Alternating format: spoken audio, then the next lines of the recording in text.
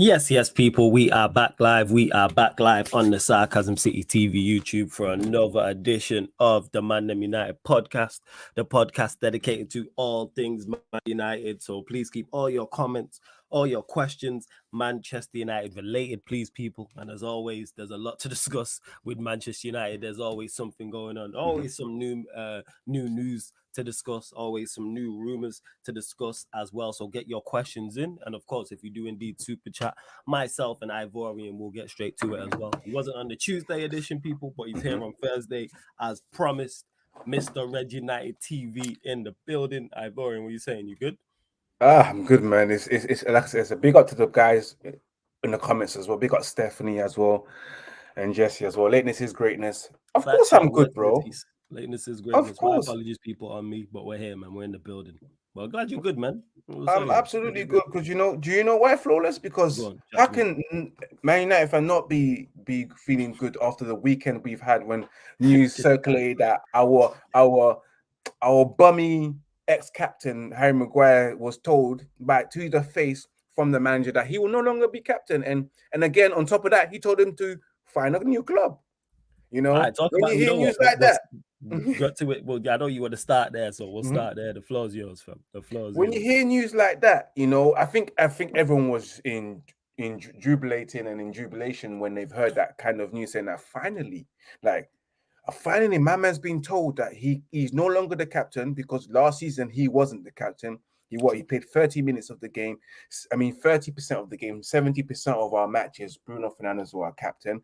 I don't see it as a surprise. I don't even know why he's surprised and in shock and disappointed. Because let's be real, he knew this was coming. Everybody knew that he was coming. No disrespect, his own wife knew that this was going to come one day. Like, you're no longer going to be Manchester United captain. Even though when you was fit, you had players like Luke Shaw who played ahead of you. That's when you know exactly that you're no longer in the manager's plan. When a left back who will never play centre back is being preferred ahead of you in your position. And the statement as well, when he addressed everything, he actually addressed the fans. He said that he gave it his all, and etc. And helping Manchester United bring the success back with one Carabao Cup that he barely played in, only played in the last 4 minutes to see out the game.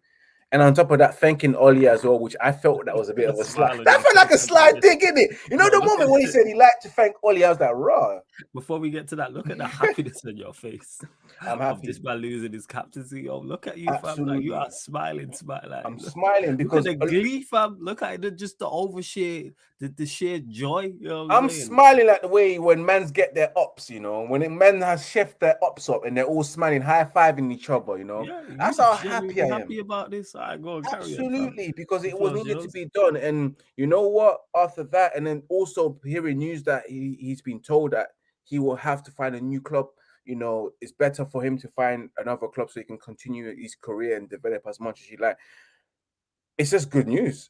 It's what we wanted to hear. And a lot of players and a lot of fans probably thought to themselves that, you know what, Maguire needs to leave. And I know that fans did say that they didn't respect the guy. He didn't see him as a leader. He didn't deserve the captain armband after 6 months of just being at the club. It is what it is. And what disgusts me the most is the English pundits, the English media saying, "Oh, the way they treated Harry Maguire wasn't great. The way they dealt with the whole situation wasn't great." I'm like, what you mean? What you mean? Are you guys not watching the game? See, the guy's not playing, but yet you want to back him. The guy's not playing, What flawless. did pundits actually back him? I did not see this because I didn't pay. Bro, This is how much Talk shit came out and said that he's been treated. I said. But He's been treated badly. who on Talk Sport though? 'Cause I know it wasn't entire talks. Was it someone in particular who said it? Who said um, it? Like, no I one can't. can't be backing him and saying he's been treated unfairly. Ten What's Hag his name? couldn't have handled this What's that Man situation United? well. That Man United fan was there. That Manchester United fan. I forgot his name. Who black guy The or one white with guy? the white guy with the black hair, and he was sitting there with some next guy with a bald head, saying that they were saying that he's been treated badly. I'm like, oh, what? No, well, the Man United fan guy did not say Harry Maguire got treated badly. The other guy that's a non, it's always the non-Manchester, Alex Crook, the non-Manchester United fans are talking nonsense. But he was not treated badly, and it wasn't. He's the one that came out and said he was not going to be no longer a Manchester United fan, a Manchester United captain, and how disappointed he is. He's the one that came out, and to be my opinion, You shouldn't be the one that's been coming out to make that statement. It should be the club themselves that will say them officially that Maguire is no longer captain. But it's happy days for us, because it means that It's he will happy get days for sold. us, but it's a static days for you. Look at this guy. This guy, I've not seen you. You happy like this? Like we've signed like the dream signing for you. Like whoever your dream signing is. Like I've never seen you like straight out the gate this happy about something. Straight from the gate. It's great news. Yeah, go on, Fantastic fam. news, Yours, man. yours. Harry Maguire, man. The one thing I say about Harry Maguire is I commend his self-belief. The guy actually went to Portugal and trained one of the best. They're one of the elites. I respect that. Yeah, you have to respect that, I swear to God, some people need that kind of, self-belief in life, Some of us have to tell ourselves, I wish I had a Maguire self-belief, even when I know that I'm not good. He's got that same self-belief when your best friend who's a shit rapper tells you to buy his mixtape and he happens to believe he's good when you've been telling him that he's not good. You know what I mean? You get me? I hear so self-belief. Big up to him, and he believes that he can still have a future in the game. Let's see what happens. Still have a future in the game. He's got a future, yeah, but we'll see. We'll see who signs because I don't see who will sign him for the price, and whether he's linked to Tottenham, Chelsea, West Ham. But West Ham made the loan offer that got rejected. Thoughts on that, actually? Thoughts on the loan offer West Ham made and Manchester United rejected? Listen, we're trying to sell him. We're not trying to loan him so he can come back. I respect my club for rejecting that. We're trying to sell him. We're not trying to loan him. We're trying to loan him. We're trying to sell him. Are you loaning with an obligation to buy? Then we can talk, mandatory fee, then we can talk. But if it's just a straight loan and see how it goes, straight rejection, bro, because we're not in a situation where we want to see how it goes. We need to be funded so we can use that money elsewhere wisely and spend it wisely. So yeah, man, the West Ham deal, I just thought, what's wrong with them? You just received, when you just received 105 million pounds for Declan Rice and you're trying to loan Maguire. That's a slap in the face and an insult, I will slap the manager that made that offer and say, you just got 105 million. Can we not at least get 40 million from that? No, that sounds good. Like, this is the crazy thing is, look at the jubilation and just the sheer glee and just happiness that you are talking about Harry Maguire. Like, not even leaving. This is him just being stripped of captaincy. Yeah, you're like, I can't wait until he actually leaves. I like to see that, like, your actual response. Bro, when he leaves, I'm doing my short video. Breaking news: Harry Maguire's been sold. It is what it is. Even I did the breaking news. Harry Maguire captaincy's been stripped. Guys, make sure you check that out on my YouTube channel. I did a video on that as well, bro. It needed to be done. But yeah, I'm happy, man. And it just shows the sheer ruthlessness of our manager. Thank you, Jesse, for that. It's what we need. We need our managers to be ruthless, and we've asked for the ruthless aggression for us, and we're getting that. David De Gea gone. Maguire was next. Who's next on the books that you guys want to see? This guy, this guy. But the thing is, we spoke. Obviously, we was gonna start. The title of this in particular episode, people, is what do Manchester United need to compete for the Premier League? And obviously, myself and Ivorian will talk about that and get the thoughts of everybody in the comment section as well. But in regards to Harry Maguire, it's like, as much as we don't rate him, but then we're trying to get monies for him. We ain't getting no decent. We're not getting a decent amount. Actually, that being said, I'll tell a lie. I think we will get a decent amount because I think anything is. I think if we get 20 million for him, that's a steal. If we get 20 million for him, that is a steal. Bear in mind, this is someone who's been here, 3 years now and hasn't had a good season. That's what I don't understand is Manchester United fans will criticize Manchester United players, talk about how poorly they've performed year in, year out, and then try and command a big fee for them. That makes no sense. How are you going to try and command a big fee for players who, one, you don't rate, and two, haven't performed well either? That makes no sense. Make that make sense. I really, really failed to get that. Because what's the fee you would take for Harry Maguire? Because you're saying loan, like, bro, there has to be an obligation to buy and a transfer fee, etc. But let's talk transfer. A reasonable fee, I would think to be fair, it's really hard to sell Maguire. And I'll be honest with you, I'm up for the, cancel your contract situation. That's what. And let him go for free. Take that hit, like the way Madrid took the hit on Hazard. Take the hit, bro. because at the end of the day, it's difficult to sell him. But a reasonable fee will be between what 30 to 50 million, because I don't see it going beyond the 40 to 50 million. It's not going to, and everyone has seen how much he's regressed and how awful he's been on the match. You wearing the kit of Manchester United for the last 2-3 seasons. He hasn't been at his best. A man that's lost his confidence, shadowed the player that he used to be. You know, I don't see Manchester United recuperating a decent fee of more than 40 to 50 million. I reckon 30 million is enough. We have to take a 30 loss. million is absolutely brilliant if we manage to do it. Get rid, because at the same time, if no one signs him, we just tell them, you listen, we're just going to take Johnny Evans back and we're going to cancel your contract. Take the hit, man. 80 million was the loss that we've taken. I always urge Manchester United to take that L on Maguire and just get rid, because if he was happy to take the L on spending that much money on Paul Pogba and let him go on a free twice, then you should be happy enough to just say, you know what? Either buy him out his contract or just say we're canceling your contract. Yep. Take the hit. And we, at the end of the day, what we're going to benefit from it? If we cancel these contracts, we're going to save money on the wages. That means that frees up money for transfer fees. I know we're going to have to either pay him off or do a mutual termination. Either pay him off the 10 million, or both we decide, cancel the contract. No one gets anything. We both walk away, free up the money. Maybe he's saving a good 20 to 30 million on his wages, and then buy a new defender from probably somewhere from a country like MLS. A player that we don't know, like the Jersey guy from Monaco. Someone that you just don't know about, but is absolutely good. It is what it is, man, because I honestly feel like Manchester United should just take their losses on certain players and get rid of them. You got players like Bailly, you got players like Alex Telles, where you can just say, they're looking like they're on their way out as well, both of those two. In particular, Alex Telles we'll discuss. But yeah, and you look at Bailly, who's been injury prone, you don't see anyone signing him at all. So it's a player that, like him, you may have to consider terminating and cancelling the contract. But Maguire is a player that we should also consider flawless, man, because getting that money for him, it's going to be hard. Oh yeah, absolutely. That's why I don't want no big fee for him. I'm like, let's just move him on. I'm fully with just moving him on, just to moving him on because he's not good enough, and all the other reasons you mentioned, freeing up wages, frees up a spot in the squad as well for a potential youngster or somebody else that we can bring in as well. Get rid of the circus surrounding him, and on top of all those things, he's just not good enough anyway. He's just absolutely not good enough. But they believe he is. The pundits do. He's always good when he puts an England shirt on. That's why the pundits are not managing. Exactly. Like, if you believe that Harry Maguire is good enough to if he's that good, how come you don't want him at your club? Them pundits who are not Manchester United fans, why are you not advocating for him to come to the club you support? There ain't no Arsenal pundits talking about bringing him to Arsenal. There ain't no Liverpool pundits talking about bringing him to Liverpool. There ain't no Chelsea pundits talking about bringing him to Chelsea, and the list goes on. Like, put your money where your mouth is. Not like literally. Well, not literally, but figuratively speaking.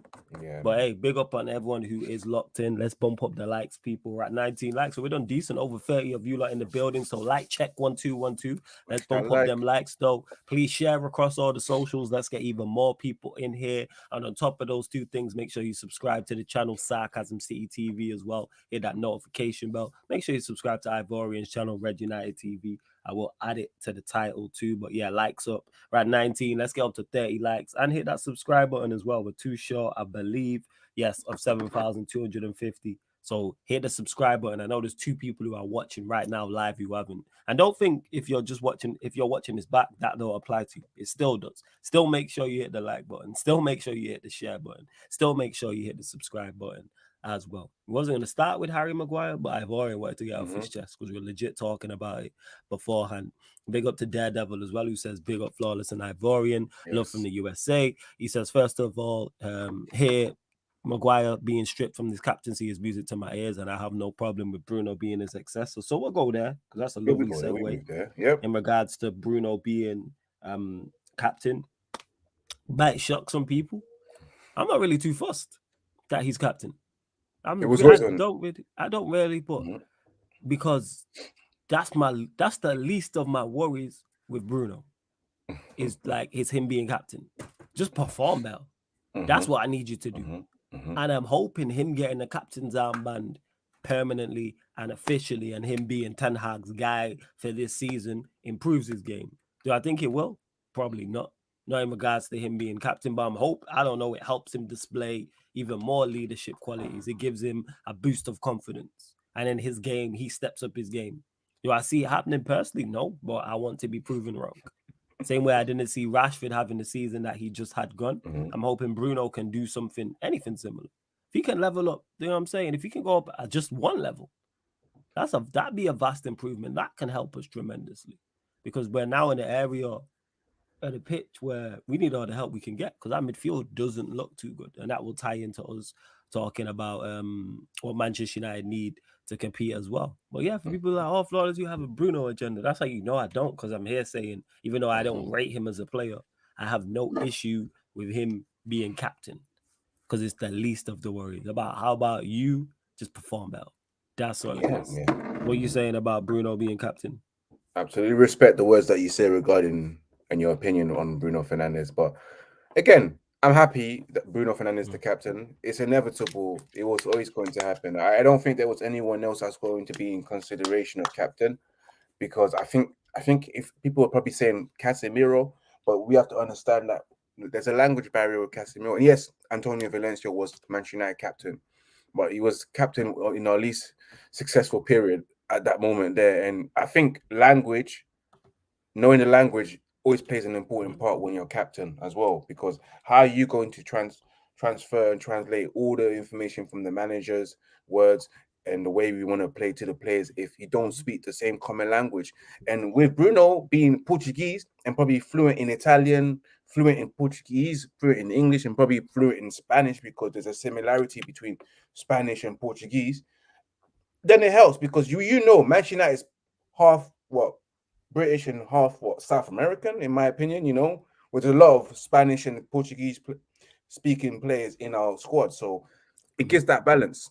And with Bruno being a captain of Sporting, him being a leader himself, it was always going to be Bruno. The only thing I look at Bruno is now is that all eyes is on you. You are the captain of this club. You're the captain of this ship, so you must perform. Because back then, we understood that he was the vice captain, so you can have your off days. But now you are the official captain. You have to perform to the level that we want you to perform, which is being consistent with your display in terms of passing the ball from the back, not losing the ball. Yes, you can moan as much as you like, but you need to perform at the end of the day. So let's hope that happens, man. But it was always going to be Bruno. Second person I would have thought of would have probably been Casemiro or Lisandro Martinez. But that's just not going to happen. From when we complain about Maguire becoming captain after 6 months into the club, you wouldn't expect someone that's just been here for one season to take the captaincy armband. It shouldn't happen like that at Manchester United. Manchester United were a well-structured club, or we should be a well-structured club. We're not a West Ham where you just buy a player and he becomes the captain because you sweeten the deal so he can come to the club. You know what I'm saying, Flawless? We're Manchester United. We've got establishment. We should be having an organization. We should be organized, in terms of this captaincy. Don't just go to anyone that just comes in and say, you know what? You got leadership. You will be the captain now. No. You come into a club, the captain's already been there, established. You don't just become captain just like that. So yeah, man, I'm happy with Bruno. I can ride with that. But Bruno needs to step up his performance, boy, because you're the captain now. And if you don't perform, we're gonna get onto you because you are the leader. Everything goes through the leader. It goes through the management. Any mistakes? Flores, you're with me, right? Because you froze for a second. No, I'm listening. Okay. Well, did you see mannequin challenge?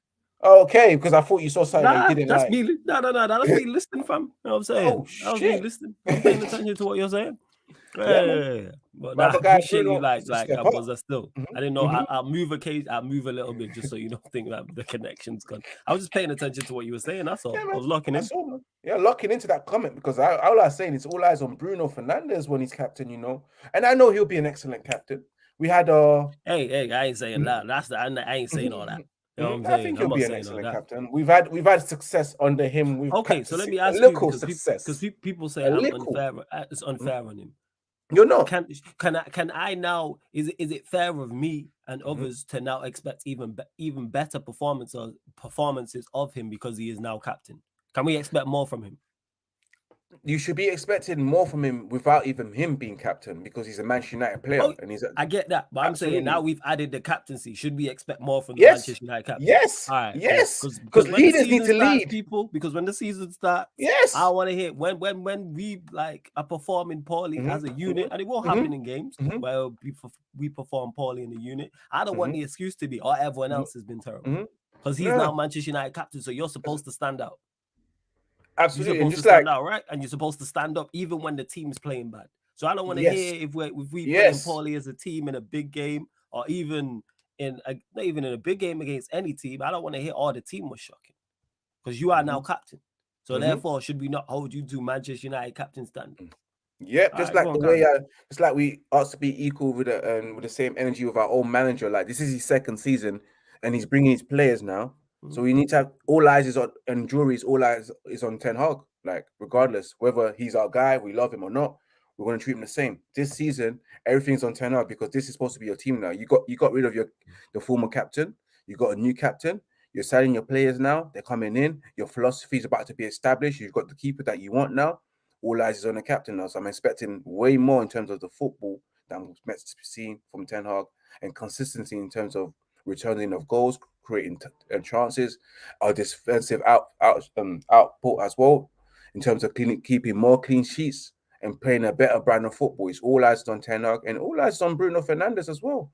Just like all eyes is on Sancho because he's his third season. We expect him to We get to perform now. that. Someone asked about There's that as well. there's no more excuses because all eyes on a lot of things when it comes to Manchester United. You know, even when we get our new owners, all eyes is on the owners. Yeah, like 110%. It is. And you lot in the chat, continue to get your questions in. I see them. I'm starving the best questions. Don't worry. But if you want to make sure your comment question gets read out straight away, then super chat people that will make sure that we get straight to your comment or your question. But I see a lot of good conversation going on in the chat in between you lot. Well, you lot talking between yourselves. Big up to Rhino in the chat as well. Make sure you subscribe to Rhino's channel. One of the mods, please put Rhino's channel in the comment section as well. He's been on here before. You'll see him on here again as well. So shout out to Rhino every single time. Jesse says, who has a bigger point to prove between Sancho and Anthony? Sancho, but they both have their massive seasons for both of them. It's Sancho because he's been here longer, but it's huge seasons for both of them. Obviously, it depends on who you're talking to, but in regards to, I've already said, I no longer I don't defend Sancho anymore. And I'm a fan. But I no longer defend him. Like, you've had 2 seasons here and you haven't performed well. And then people will say, and again, kind of like what I was talking about with Bruno standing up even when the team's performing poorly. People will say, oh, he had Ollie, he had Ragnick. Yeah, they're not the best managers to perform under, and you don't have the best system. You don't have the best players around you, but you can still perform better than what you did. Because we watch other players perform under Ollie. We see Martial perform under Ollie. We see Rashford perform under Ollie. We see Bruno perform under Ollie. We see Pogba perform under Ollie. So, like, I'm not hearing that the whole, yeah, those players could have performed better with a better manager and a better system and better players around him. But I'm saying his performances would, you just gave us nothing. I even say him be world class. I even say him be elite. I'm just saying be decent. He wasn't even that. He's not been. He's not had a good season in the 2 seasons he's been here. Is all on him? No, but he has to take some responsibility. Because if he had performed well, we wouldn't be making them excuses for him. And this is Sancho I'm talking about. In regards to Anthony, I always give, like I've stated before, I always give new signings the first season. Despite the price, despite the price, despite where they've come from in regards to where Manchester United have signed them, where they play, who's around them, I'll always give you. To me, to write off a player for the first season, you gotta be awful. Like I always state, you gotta be given. You have to have dropped pretty much the entire season 0 out of 10s, 1 out of 10s, 2 out of 10s for me to completely wash my hands and say you're awful. Like, just be average, which I think Anthony was. I think when me and Eddie, shout out to Eddie, did the player ratings, I think Anthony got a 5. It was like a 5 or 5.5. So it's kind of like, okay, I seen enough to go, I will give you a second season. But he also needs to step up in terms of goals and assists and the eye test. Same with Sancho, goals and assists and the eye test. So for me, Anthony, well, both of them big, massive seasons. What are you saying, fam? Yes, I'm in agreement with exactly what you just said there. It's definitely both. More on the Sancho situation because he's been here for 2 seasons, I understand the first season you can give him the bly of Ollie Ragnick, but the second season as well, you had a little situation in the middle of the season where you took some time off for personal reasons, and then towards the end of the season, kind of did well. But this is your third season. It's like you need to step up. If not, you get sold. We're at that stage now. I think our tolerance level has just probably had enough. It's always coming or hitting near the ceiling. With Anthony as well, it's the price tag, the fee, the 80 million that we spent. We've always spent on him. So we need to see a return of that money in the second season, because while you've had the whole season to adapt to the Premier League, you understand the rhythm of the Premier League. You understand that players are very strong compared to the Eredivisie, and you understand that your timing needs to be right as well in terms of decision making. There's no playing around in the Premier League. So this season, whereas you've got a lot of doubts from last season, people saying that you're a flop, you're an average player, you're just a one-trick pony. You've got a lot to show, and again, it's equal on both of them, but more so on Sancho, man. But Anthony as well needs to step up, because we expect a lot from him, and especially playing on the right-hand side where he's had it all to his own. No competition. Just no competition in that area on the right-hand side, apart from probably Bruno stepping in. So yeah, man, it is what it is, man. Let's see, man. I'm hoping, as a Manchester United fan, we hope that they improve and Of deliver. course, yeah. People get that mistaken. It's like I want all of these players that I criticize to shut me up and prove me wrong, because then we'll have a phenomenal team if all our players are world class. We'll win everything, or gives us a great chance of winning everything. Yep. And the reason why I'm so critical of these players is because I don't think they're good enough. The vast majority, like 95%, I've said this. I think either squad players are just not good enough for where we are trying to go. And the people will rate these players and then wonder why we're so far short. If that's the case, why are we not favorites for anything? If all these players are that great, why are we not favorites for anything? Why are we not top 2 for anything? Why are we not top 5? I say this all the time. Go to the bookmakers will determine that. General conversation and bookmakers will let you know where your football team is at. It is. And to Brian, who says, so flawless look back, if you're giving the first season a pass, Sancho's second season, he missed like half the season. You know why I don't like excuses like this, people? And Brian, my guy, but this is nonsense. Sancho played more games in the last season than he did his first season. Hear what I just said, people. He played more matches last season than he did in the first season. So this whole thing of, he missed half the season, he had ample opportunity and played multiple matches to impact the games and showcase his skill set. So to be exact, people, this is Premier League. His first season, he played 29 games. His second season, he played 26 matches. In the first season overall, he played 38 matches. In the second season overall, he played 41. So if you played 41 matches, you had more than enough time to impact games. You played 38 matches overall.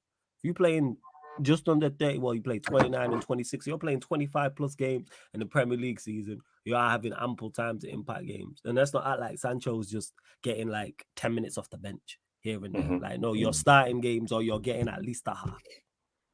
Like, it's rare we're not seeing like how many Sancho gets enough game time.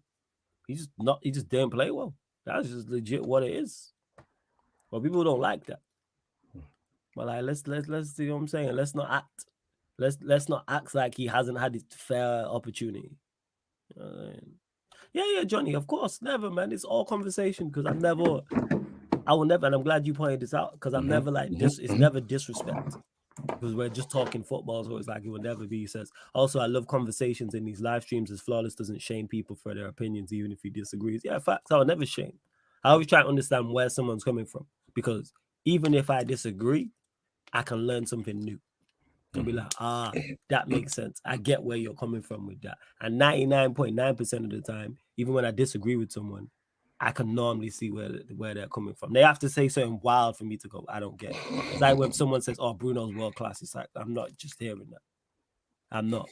Your Mount can be, this is a great attacking outlet. It's like, no, all the numbers in the eye test say different. But there's other things, the conversation I'll always have the conversation about, because I'm willing to learn. You know what I'm saying, because it's people who are gonna be more knowledgeable than me on certain things. Definitely.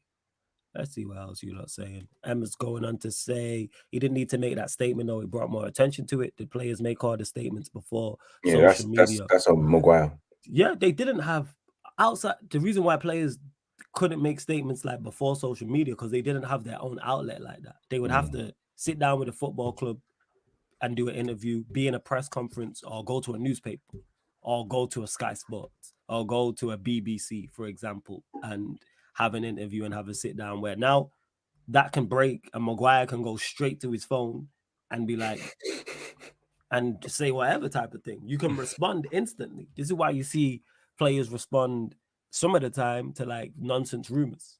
You'll see that where they say, "Oh, players set to leave such and such a club." Player will come out. This is nonsense. I feel that's happening not so much at United, but I've seen that happen before with other players at other clubs. It's like, "Oh, such and such had a big fallout," and I no, this is rubbish. There was no fallout, type of thing. So, yeah, that's what it is. Says Justin, Manchester United will send an opening official proposal to Atalanta for Højlund soon. Man United want to avoid any hijack from Paris Saint-Germain, and that's from Fabrizio Romano. So that's breaking. All right, thoughts on this? You know what's so funny, Flawless? You know, I've never seen this guy play, you know. I'll be very honest with you. I've never went to the YouTube and said, let me see what this hype is about. Højlund. I just know that for the last 2-3 years, he's been moving from one club to another. And the fee keeps going up, so which means he's impressing and improving as well. I've seen a little clip of him having similarities in terms of similarity. When I say similarity to Erling Haaland himself, I'm not saying that he's of that similar level or he's going to be the next Erling Haaland, but I've seen the raw pace, the strength, the boot strength, the carrying the ball forward and running into spaces at pace and finishing it well. But again, I don't know, because I've always wanted to have an established number 9 come in, like the Osimhen or possibly the Harry Kane, if that ever happened. Not that I'm saying Harry Kane, more of the Osimhen or Vlahovic or someone who is complete and established. Because at the end of the day, Flawless, do we have time to develop a striker, or we're about serious business right now? Because we need to get serious. Both, but you can have a striker performing who's also developing. So it's yes, but you want them at that level already, scoring 20 goals to 25 goals, who can make an instant impact, and you just have to just add a little bit to his game to develop him. He might be that though. He might be that. He might be that. Not in terms of the 20-25 goals, because the reason why I push back on that, because we had a striker who scored 20-25 goals from. Can you name that person? Cristiano Ronaldo. Did he not get 26 goals in that season? Bro, you're talking about a finished striker, bro. No, but no. But you said goals. Did he not score goals? 4 goals. No. The first season. He was the first season, yeah. Scorer. Did he not? Was it 16 goals in his first season? So I've been saying this. Just because you add goals to a team doesn't necessarily mean you improve. Because Ronaldo got goals and we were awful. So yes, Højlund, I would want him to get more than 9 goals, and I would expect him to get more than 9 goals. However, it's much more than just goals. Yes, I don't want to be out there with 10 men. That's the thing. Yeah, where you're just offering goals. And I just don't want it to the point, sorry to cut you off, where go on. You're a goal scorer, and when you don't score, you're like playing with 10 men. That's when we had Lukaku. I'm not asking for Lukaku. I'm asking for an Osimhen, someone that can get involved in the game. You get me? Sets up play, creates chances, finishes it as well, gets there. Overall, complete forward. That's what we're asking for. Yeah. But just that, I feel like at the moment now, Manchester United need to go to the next level. And the next level is to find a striker who's already at that level, but can add so much more to his game. Højlund is young. He's still raw talent at the end of the day. Do we really want a raw talent right now, or we want someone that can come in and do the job and plus more, not just tap it in? On both. But you want what? Both. You want an established striker, and then you want a striker Højlund to develop. Well. Yeah. I've said for the longest I want both. But Højlund is definitely a step in the right direction because he's better than what we have. Yeah. And we don't have a striker. We don't have one. Exactly. We don't have a striker. He's definitely better than what he has. And you know how I feel if we end up having Rashford up front. I'm gonna be stressed. I'm not trying to see Rashford up top. I'm not trying to see Rashford. So yeah, no. Let's see how it goes, man. Because again, the talent is big, and I trust my manager. And Flawless, you trust the manager, and the guys who are watching, they trust Erik ten Hag, and he has fine taste in footballing talents and players. So he knows exactly what he can bring to us. So again, I will trust him if he wants Højlund, but he must get Højlund and someone else, because there's no way I can go another season with a striker being injured, and we have to play Rashford up front, and we're stressed again because you know how Rashford is up front with his back to goal as well. We Not the best. definitely need another striker, 100%. Because even if we were to sign a senior striker, like you mentioned, Osimhen, we'll use him as the example. If we signed Osimhen, I'd still be saying the same thing. Go and get another striker. We can't just have one. That's a terrible idea. It's terrible. Carry on. We've been there last season, Weghorst, and then Rashford, and then no one else. And then with false nine, Ericsson or Bruno as a false nine. We don't want that. We don't want to be in a situation like that, you know. And knowing that Martial's never going to really be fit, we need another striker. I can't go a season even if you sign a striker and stick with that one striker. I can't. We can't go one striker. We should never anywhere just have one player for any position on the pitch. There's no way we should have one player, whether that's, like I said, a striker, whether that's any position, a winger, attacking midfielder, defensive midfielder, fullback, a centre back, a goalkeeper. There's no way we should just have one player for that position. We should have bare minimum two. Barest minimum. So, like with the Højlund, I'm a fan. I like the idea of Højlund just because of the profile. I've said this. Adding the profile, number one. Number two, I trust Ten Hag as well. So that's why I'm not worried about his goals, because any striker who is established in Europe, it's gonna cost the arm and the leg. You ain't getting no established striker for cheap. No, apart from Ivan Toney. That's the only striker I could see, and obviously he wouldn't be available until January, but he's the only established striker we can get who is not going to cost 100 north of 100 million. Because look at the pool you're talking about. You're mentioning Osimhen. That's Napoli. He's north of 100 million. Harry Kane, north of 100 million. Who else we talking about? How many? Vlahovic, there is Vlahovic. He's gonna cost a lot. Yeah. You got man like Kolo Muani who ain't even established who are costing a lot. He's nowhere near established. I hear you about goals because that's what I've said. And when we talk about what we need to compete, I mentioned that. But I think the criticism of Højlund and not getting goals is unfair considering he's 21. No, I'm not on him about the goals. Yeah. I just want to. No, because people mention it a lot. I've seen it. People are like, oh, he only got 9 goals. He only got 9 goals. He only got 9 goals, and it's kind of like he plays for Atalanta. If, let's say, hypothetically, he got 25 goals for Atalanta, they're asking for, what, 60, 70 million now. If he scored 25 goals for Atalanta in Serie A, how much do you think they would be asking for? It's at least 100. They're asking north of 100 million. If you got 20 goals for them. So that's why I'm not too fussed. It's like, go and get someone who can develop. Because we ain't, let's call a spade a spade. We're not ready to win now anyway. Let's go there. But we need to build there. We need to build there. And that's a part of the building blocks. People act like, oh, you put Harry Kane in this team, and all of a sudden, we Premier League champions. This is not Van Persie-esque. We're not whoever the striker is not walking into what Van Persie walked into. Like, it's not the same thing. It's not Sir Alex Ferguson. There's no Rooney here. Scholes and Carrick, Rio and Vidic was there, right? We don't have them players, people. We don't have them. Van der Sar was there still. Patrice Evra was there still. We don't have that caliber of player. We really don't. Like, I think people don't realize where we're at. And I don't know, actually, I do know what it is. It's the feel-good factor because we haven't watched Manchester United play for a few months. So people forget how bad this team actually is. And when I say that, people, I'm talking about from an individual standpoint, not as a collective, because we have a competent manager who can who can give the team a tactical game plan to improve the team and get results. But in terms of, let's not act like this team is brilliant, people. Defensively, cool. Like, yeah, Onana, cool. We'll get to it because people keep trying to shit on Onana already. And I don't understand that. I'm really rival fan. So we'll get to that. Like goalkeepers don't make mistakes. Yeah, facts. Like, all goalkeepers don't. Like, Alisson's not the best goalkeeper in the Premier League, and we've not seen him make mistakes, but a whole different conversation. It's about limiting the mistakes. We got Martinez, we got Varane, we got Casemiro. Cool. 3 quality players. Rashford did the business last season. That's it, people. Everyone else we either have is unproven, not good enough, or needs to step up. Like, people talking about us compete. Where are the goals coming from? Let's say Højlund was a 20, or we do sign a 25 goal a season, man. I'd still be sat here saying we need more goals. Because guess what? it would go from relying on just Rashford. We'll use Osherman because you said Osherman to Rashford and Osherman. Mm-hmm.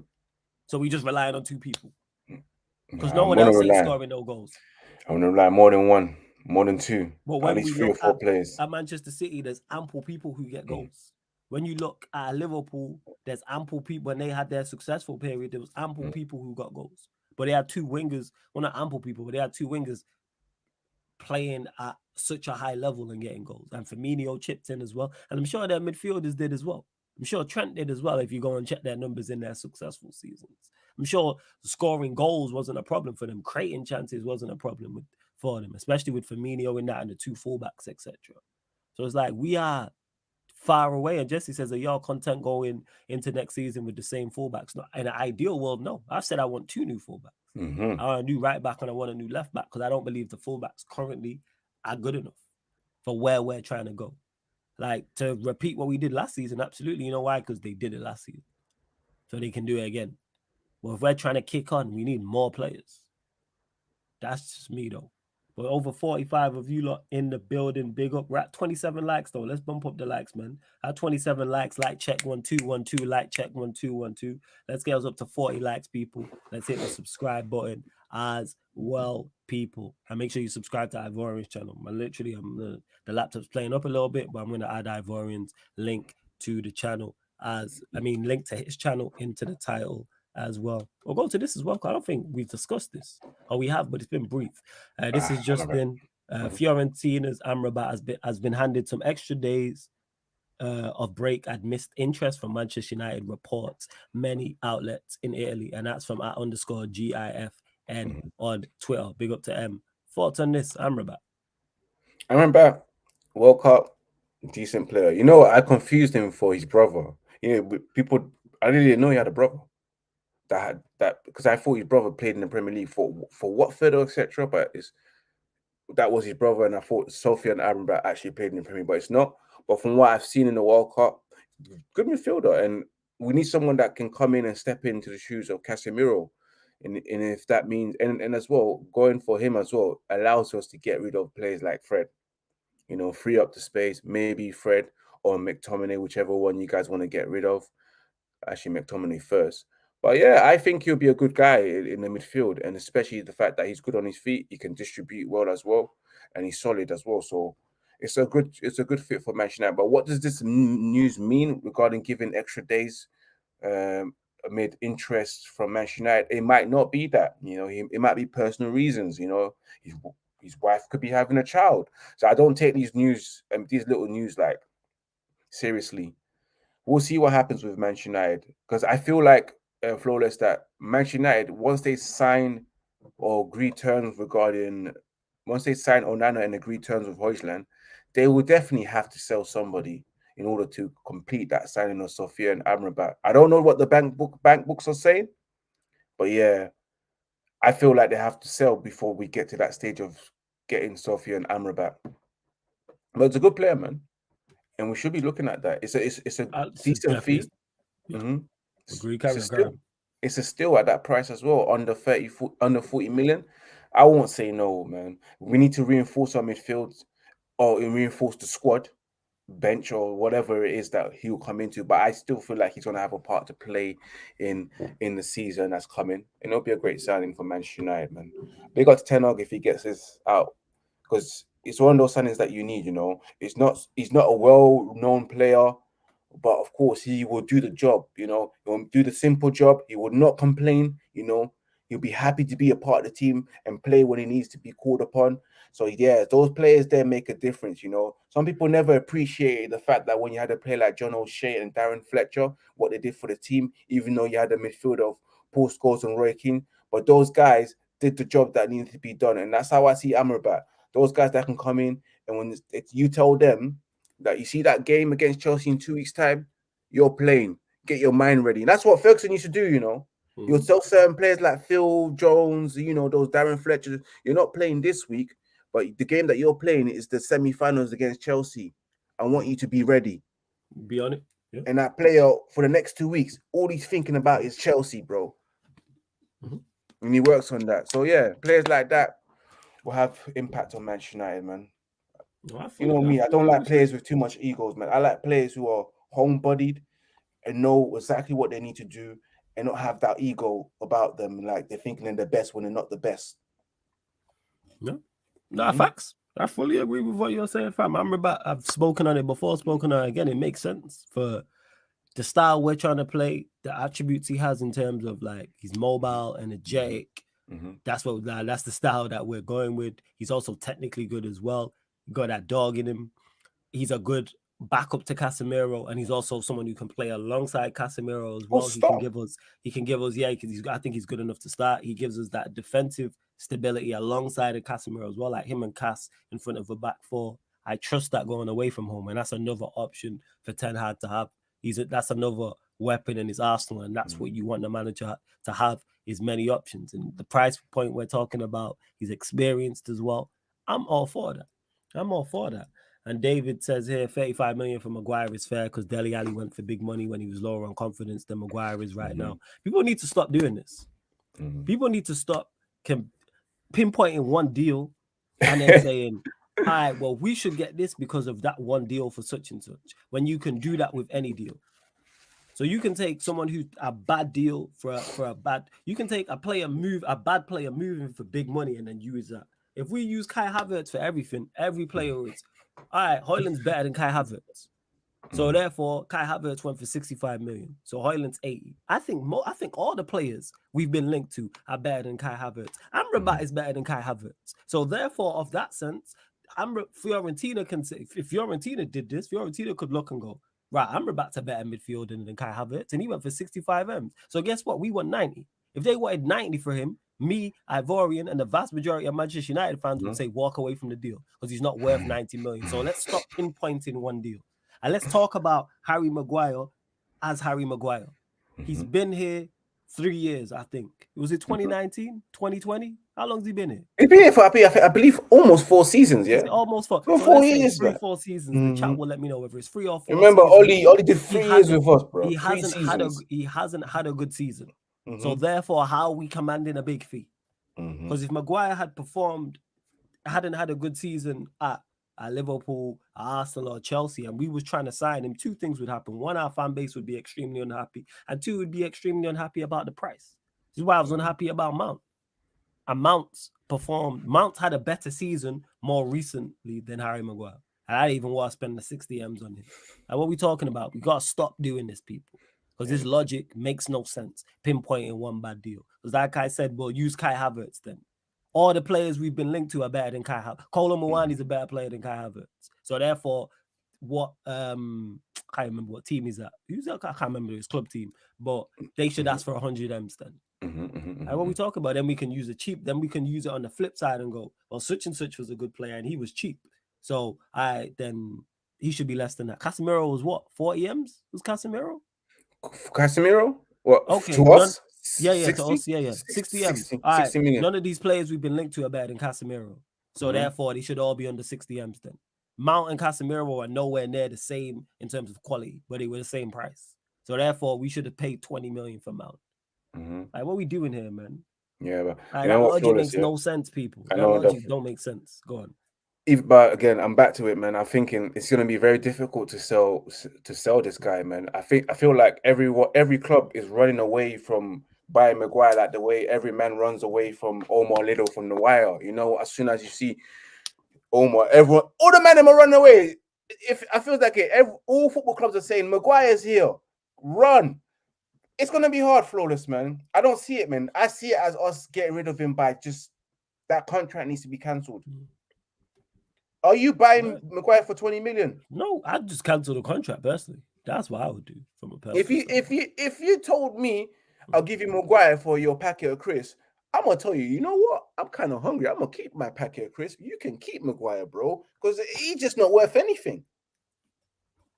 I would not swap him for a packet of crisps, bro. And Jesse liked the Wire reference. Yeah, I got the Wire reference. It was good. Yeah. The Wire reference was good. It was a good reference. It is. Joe here says Maguire is a decent player. He's a clown for United, but he's just got weak mentality. 30 million is fair for someone who's proved what they can do for Leicester in a less pressure environment. That's all well and good, but that don't mean nothing. because we wouldn't sign a player who's not had a good season in 3 years and be happy about it. We wouldn't. No. We wouldn't sign a player for that. If Maguire had performed elsewhere the way he's performed for us, who cares what you did at Leicester? This is the same shit people do, ironically, with Kai Havertz. Oh, look at him at Leverkusen. Forget what he did at Leverkusen. What have you done recently? This is your resume.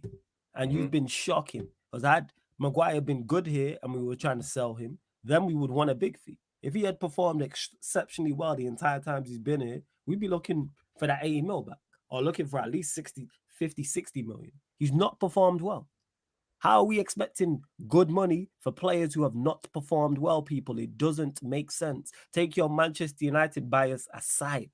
He's not performed well for almost half a decade, people. We're closing in on almost half a decade. He's not performed well. You cannot command a big fee for him. That just doesn't make sense.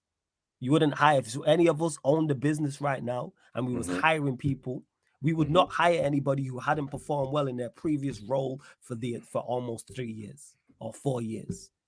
And you was doing the same job. None of us are doing that. What are we talking about? I really don't get it. Take the biasness aside from it. Look at it from the buying team's perspective. Or look at it like I always say. There's an A side and a B side to negotiation. As much as Manchester United fans don't like it, when it comes to selling Maguire, we're the B side. Yep. We're the B side of any negotiation. We're at a disadvantage, you know that, right? Yes. We're not the person in power. Facts. Now, on the flip side, if we were selling Casemiro, for example, guess who's the A side of that conversation? Us, because Casemiro has performed to a level. I'm saying he performed to a level this season here, and when he was at Madrid, he has previous of performing well. Martinez last season performed to a high level. If we were to sell Rashford last season, he performed to a high level. So therefore, you have more of a bargaining chip. Well, look at what he did. What we thought, there's a reason we all want Maguire out. Like, it makes no sense. And people really do be saying anything, because Jez even said, where is it? Let me get to this. Hold up. Jez even said here. Yep, got new news. Where was it? 1 second. But basically, he said, right, he sold Dele Alli for 10 million, so he waving big money, but we move. Let's see what else you lot are saying in the chat. Yeah, and also as we are live, flawless. Andre Onana has said goodbye to the Inter fans and finally announced his move to Manchester United by sending a post on his Twitter or Instagram account. On the internet. Let me just quickly share my screen with you so we can all have a look and read to that before share screen. There we have it there, flawless. As you can see there, it says Andrea Onana. First of all, the first stuff is in Italian, but I read the English part. It said, I've never imagined that a farewell would be so hard. A year ago, I became a Nesoro. It's actually Nerosoro. How do they pronounce these things? That's the nickname. That's their nickname for being an Inter player. Yeah, many people told me that this club and this city had something special. Now I can confirm it. In my first days as a Nerosoro, I realized that this is a family, that being interested, is the way of understanding life. I think that's what they call Italian players. I fell in love with San Siro, La Curva, and the city. Now the circumstances are right for me to start a new journey in Manchester, guys. So it's not a lie. He's coming here. I'll do it with great enthusiasm, but knowing that I will miss you. Eternal gratitude to all the interested. You make this club great. Maybe one day our path will cross again. But now it's time to face a new challenge and cheer you on from afar. Obviously, he says players come and go. I don't know what the rest is saying, but hey, has released that statement, and it's confirming that flawless that he's joining us. Yeah, man. That's why I told everyone just relax. Told everybody relax. Great signing. Relax. Over the moon about it. That's pretty much my thoughts on it. Like, I've given my thoughts on it many times before, and that's what it is, a big step in the right direction. The hair gone, Onana. And your thoughts on it, though, Fabio? Oh, the hair gone. Oh my god. Oh yeah. No, not the hair gun. No, Onana situation. No. Onana signing. And yeah, just to clarify, Maguire's been here 4 years, people. But we'll get back to that in a sec. Go on, carry on. Thoughts on what the Onana situation? Yeah. What can I say, man? I've accomplished keeper. what is there to say about Onana apart from the odd mistakes that he's made? Like normal keepers will make. I hear that it's just the concentration level is not the best, but he's matured as a player at Inter. I know he's made some horrible Keep mistakes going. as well. What's up, fam? Yeah, I'll continue going on, Roy. I know that he's made a bit of some horrible mistakes while playing for Inter last season, but it's about what he brings to our footballing team, the game itself, unlocking a new way for Manchester United to play. And we've all known that Manchester United need to get a keeper that can play from the back. And if you look at all the other goalkeepers that we've been linked to, especially that someone like Diogo Costa, where they quoted at least 80 million or 70 million pounds for a goalkeeper playing for Porto, which you probably think that's ridiculous. And as well, he also makes mistakes as well. So all goalkeepers make mistakes. But knowing that we're going to get a player that unlocks a new level for us to play and allows us to play that 4-3-3, someone and build from the back, I'm happy. I'm happy. And guys, even Allison coming from, I think, Roma also made mistakes there. Edison made horrible mistakes as well. De Gea makes mistakes. Hugo Lloris makes mistakes. All goalkeepers make mistakes. But knowing exactly what this guy will bring to our team and being press resistant as well and being able to beat the press as well when teams who are known for being a pressing team fail and struggle against him because why? He can find that pass and he makes it simple, but sometimes he does overdo it. But having a goalkeeper like that, it means so much for Manchester United. Having a goalkeeper that can just find those passes where, especially in big games where it's tight and it's all about margins and fine linings and everything, it's great. And it'll probably put us at an advantage. And you look at someone like Pep that said, oh, no, this guy, he can always beat the press. You can't press on him. You can't do it. There's no point. You have to respect that. You have to respect a great man like Pep telling you that this is the keeper that is hard to press him because you'll find a way.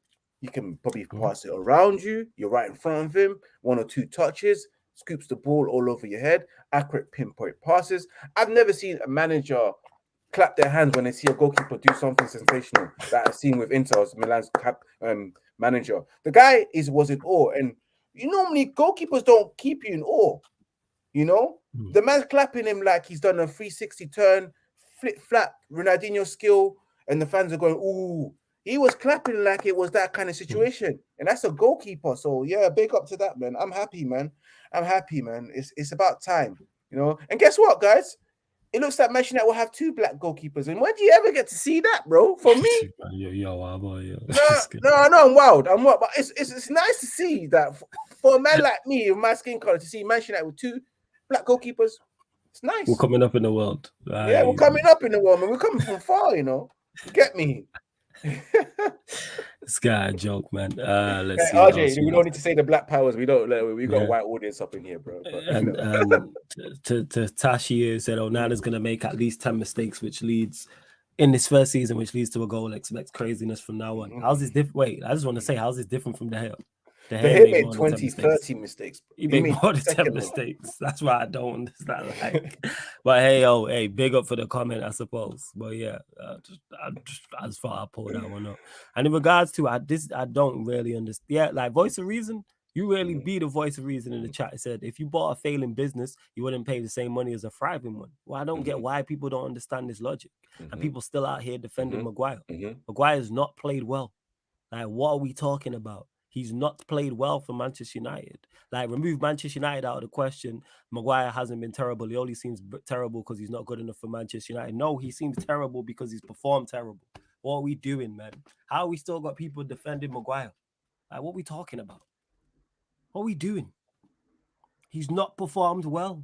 Like, there's no way of getting around it. You can make all the excuses we want. Oh, it's because he plays for Manchester United. Oh, he plays well for England. Talking about his club form. He's been here 4 years and has been poor pretty much the entire time.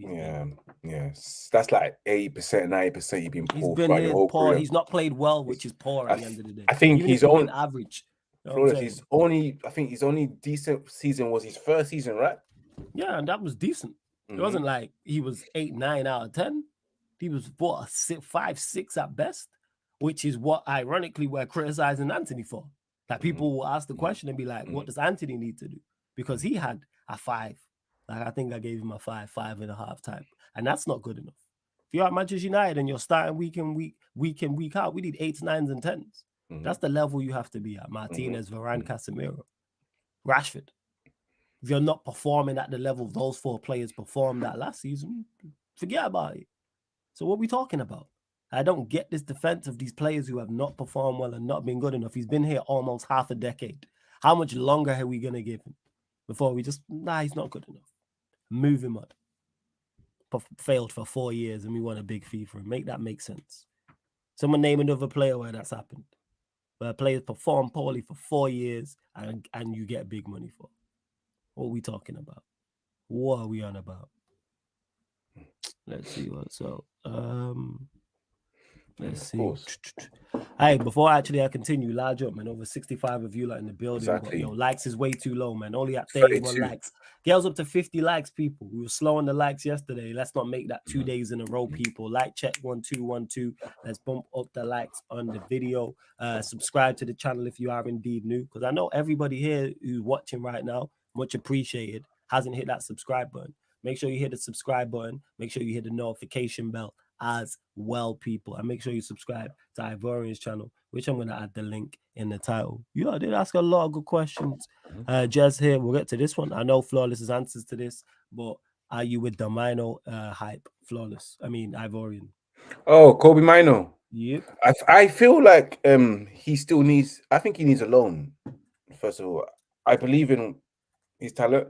He's given, do you know what's so funny? Ever like last 2 seasons when he first broke through in the academy, he was giving us that Paul Pogba vibes in terms of his skill sets and talent, innit? His technical ability, very strong on the ball as well. He just reminds you of a young Paul Pogba at the academy level. But I feel like he needs a loan. You know, I liked what I've seen in pre-season from him, but of course we know that he's not at that level yet. And I've always said, us Manchester United fans, we overhype our youngsters so much. We need to allow them to go to play in a club where they can develop and get that mentality as well to play at the level that they need to play.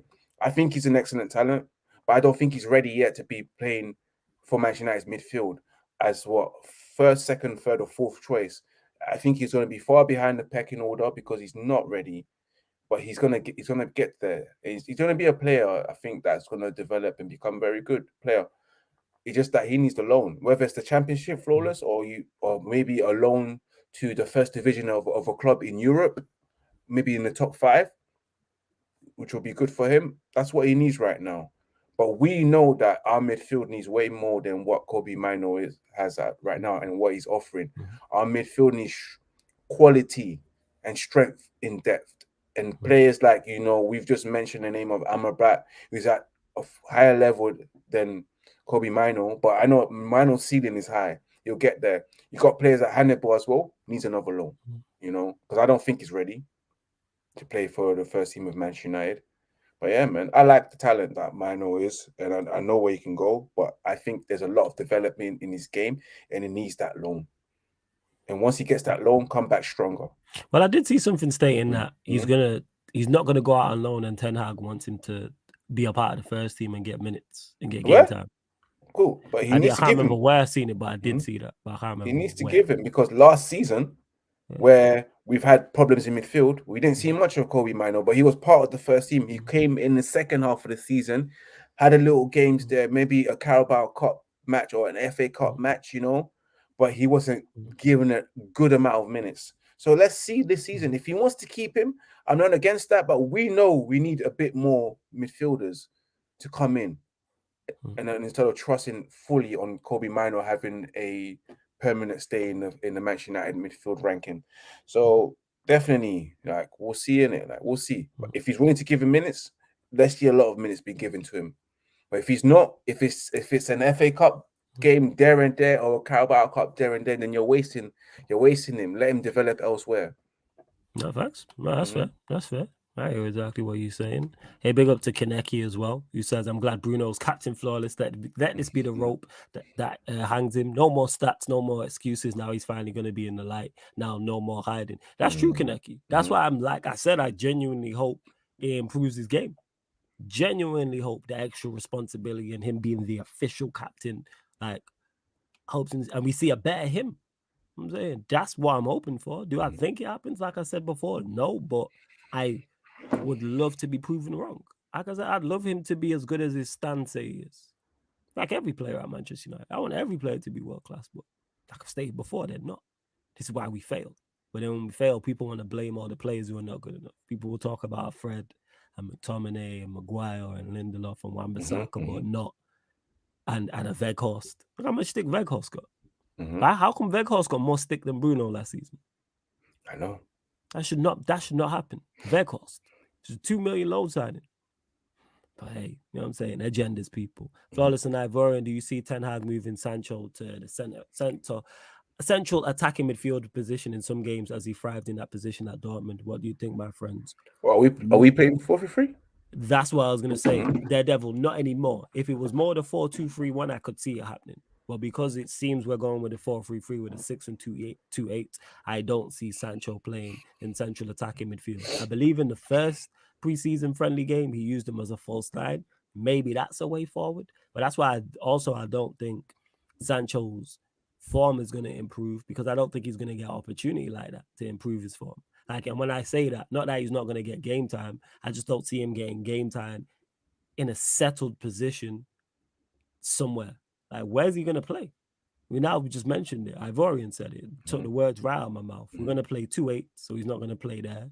Rashford's going to play from the left. Anthony's going to play from the right. And we're going to sign a striker. Where does he play?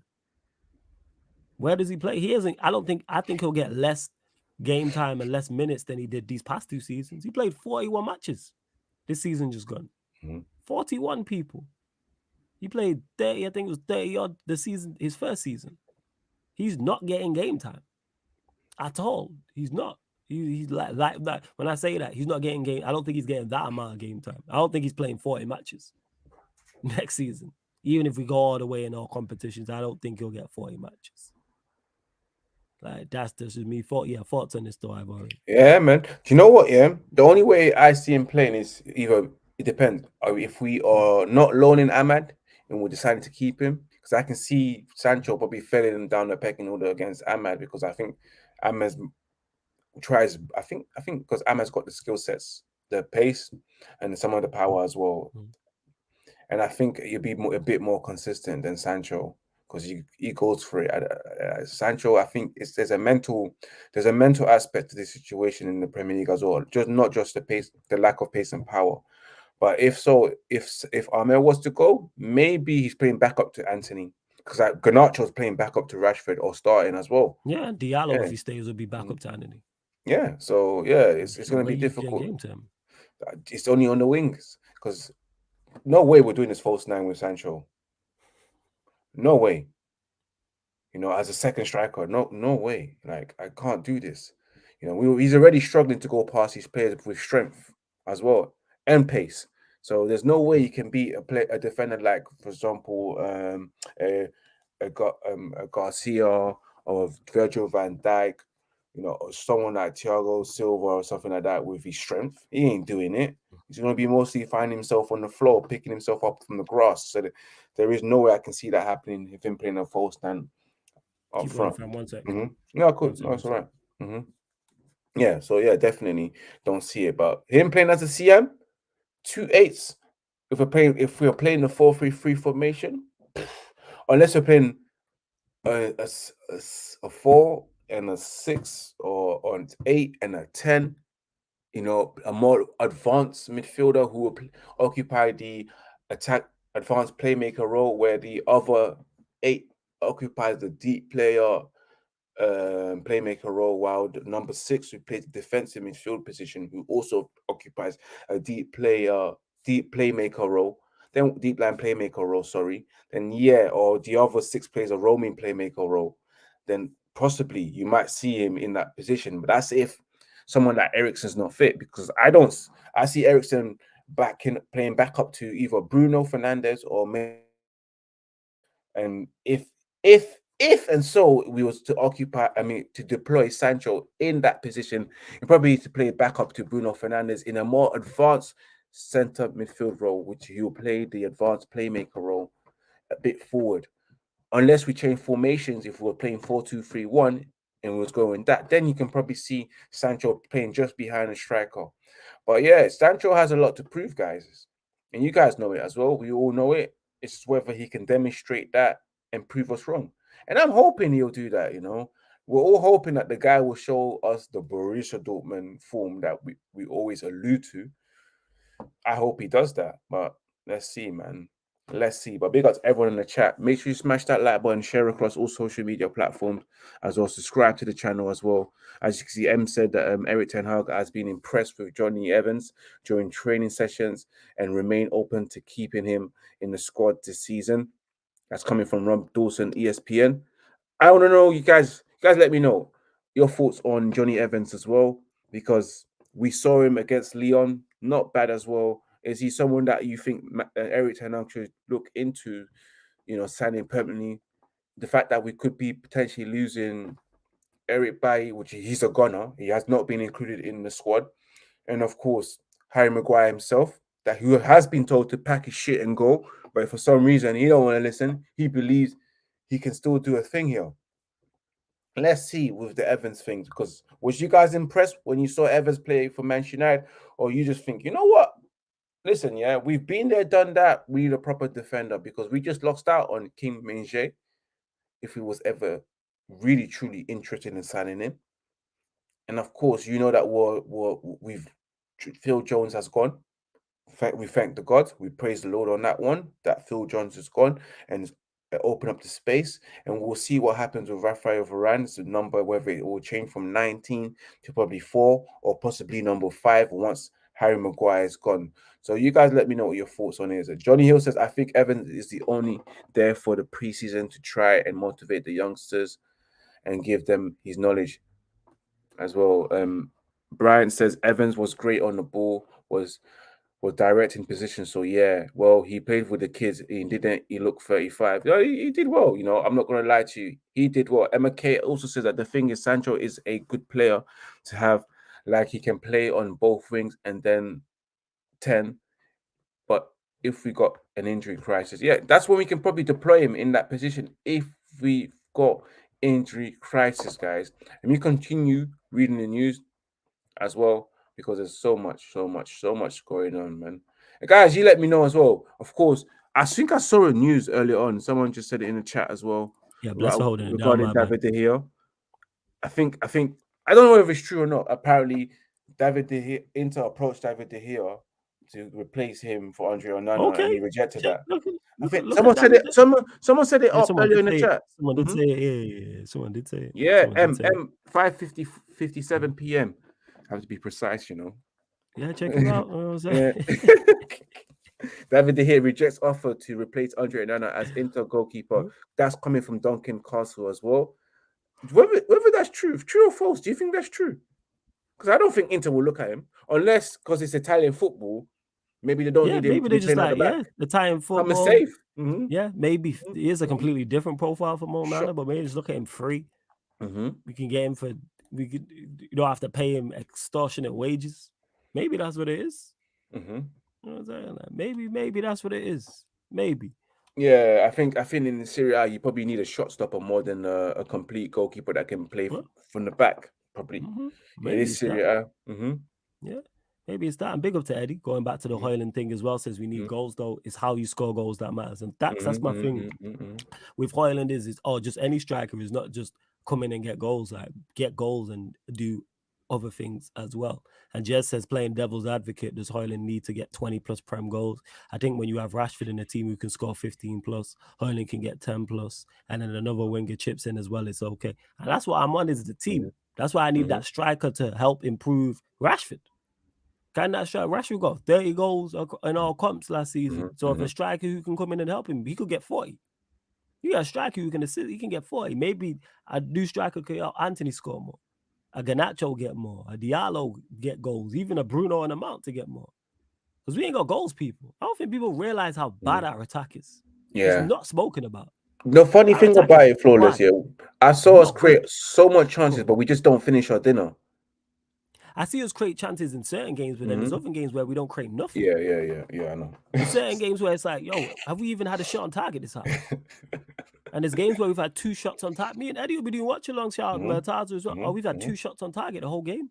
Yeah. People tell me we've got all these creators. Where we'll create 1 clear-cut chance in a game, 2 clear-cut chances in a game, and I understand multiple things add into that. One, the team you're playing against could be performing, like, be a very good defensive unit or just playing well, or both. And 2, your players are having off days. But I don't even think our players have too many off days. We just don't have creativity like that. I don't think we have creativity like that, and I don't think we have goal scorers like that. We're actually creative like that in our team. All right, I'll give you Bruno, Rashford to an extent, Garnacho. Who else? Hell, nobody. No fullbacks. We don't really have a deep line playmaker like that. Like Casemiro does his thing, but he's like doing the defensive duties and moving the ball up the pitch. Same with Martinez, playing progressive passes through the line. That's not creating, but that's helping us get into position to create. But who? You know what I'm saying? Like, who are these creators? That's what we talking about. Yeah, like. Well, let's hope next season we'll create a lot. Apparently, we created the most chances in Europe. How true that is, I don't know. That's how I know these stats are fugazi as shit. Because if we created the most chances in Europe, we're not the most creative team in the league. Are we even top? So we're not more creative than City. Are we more creative than Arsenal? No. No. We're not more creative than Liverpool. The thing is that we're not creating clear-cut chances. Like, it's a struggle for Manchester United to create their chances. Well, we create chances though, but it's not clear-cut. Yes, it's not clear-cut. It's half chances. Well, you know what is created the most chances is if you have a shot, that's classed as a created chance. So if me and Ivorian are playing and I pass him the ball and he takes a shot from 25 yards, that's classed as a chance created. But that doesn't mean I've been created. I could give him a 5-yard pass and then he shoots and it goes into Rose's head. If you do that once a game and you play 50 matches and I'm passing you the ball 5 yards, that's 50 created chances. Well, you shot from 25 yards out each time. Away from home, chances were few and far between. Yeah, that's why away from home sucks. Yeah, I know we didn't score a lot of goals away from home. But we didn't score a lot of goals in total. Yeah. So our goal difference wasn't the best. Yeah, people, like, what do we need to compete? A hell of a lot. So we need to compete. 2 strikers. I think we're 2 strikers. Actually, I don't think it's a hell of a lot. That's too far. But I think we definitely need 2 strikers and 2 more midfielders. And a defender again. And a fullback. Because Flores, I keep saying it before, I'm not convinced with Luke Shaw playing as a left back, yeah. The dynamic from him, it doesn't add up, man. I don't see the Luke Shaw that's supposed to be going past the byline. Oh, he's a centre back, man. He's a less centre back. He's gonna replace Maguire. Yeah, so that's why we need a new left back, you know. I know we've got our young guy, what's his name, Malacia, coming through, but we need someone else, man, that can really do the job. No, seriously, he's replacing Harry Maguire, man, as less centre back, man. He does a good job there. So that's why I say we need one more defender in it, because of course you got Lindelof, you've got Luke Shaw. Actually, you know what? We'll be fine. Just get rid of Harry Maguire. We just need a new left back. And are you comfortable with having Dalot and now Wan-Bissaka as our right back for next season, and then we probably address that the following season again? Are you? Yeah. Are you guys comfortable with that? I'm okay. But obviously, we know that we can always improve in that area. But we know it's a process, and I don't think Manchester United will be signing more than 5 players this summer, especially the fact that when you read the ownership is still dragging. And to Brian, who says our players don't get enough touches, that's why it seems like some players are terrible. Get more touches then. Whose fault's that? That's the team thing. I'm not hearing this. Like, these players, Brian, you overrate these players. You know what I'm saying? And you defended Maguire. I'm saying Sancho.